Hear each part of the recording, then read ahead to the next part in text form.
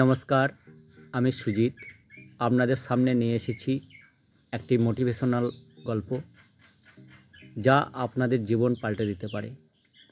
ধৈর্য সহকারে এই গল্পটি শুনবেন, অবশ্যই আপনি কাজে অনুপ্রেরণা পাবেন।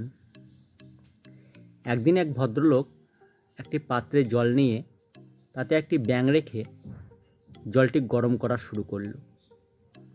জলের তাপমাত্রা বৃদ্ধি পাওয়ার সাথে সাথে ব্যাঙটিও তার শরীরের তাপমাত্রা বৃদ্ধি করে সহনীয় পর্যায়ে নিতে শুরু করলো। যদিও সে চাইলেই লাফ দিয়ে বেরিয়ে যেতে পারত, কিন্তু সে লাফ না দিয়ে সহ্য করতে থাকে। আস্তে আস্তে পাত্রের তাপমাত্রা যখন আরও বাড়িয়ে ফুটন্ত গরম করা হয়, তখন ব্যাঙটি আর সহ্য করতে না পেরে সে সিদ্ধান্ত নেয় লাফ দেওয়ার। কিন্তু ততক্ষণে তার আর লাফ দেওয়ার মতো শক্তি নেই।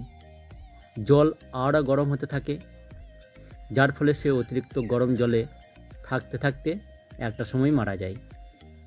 এখন যদি প্রশ্ন করা হয় ব্যাঙটি কীভাবে মারা গেল বা কীভাবে মারা যাওয়ার কারণ, তাহলে আমরা অধিকাংশই বলবো যে গরম জলের কারণে মারা গেছে। কিন্তু না, সে আসলে গরম জলের কারণে মারা যায়নি। সে মারা গেছে সঠিক সময়ে লাফ দেওয়ার সিদ্ধান্ত না নেওয়ার কারণে। ঠিক তেমনি প্রতিটি মানুষের স্থান, কাল, পাত্রভেদে এক একটা বিষয়ে সহ্য করার ক্ষমতা থাকে।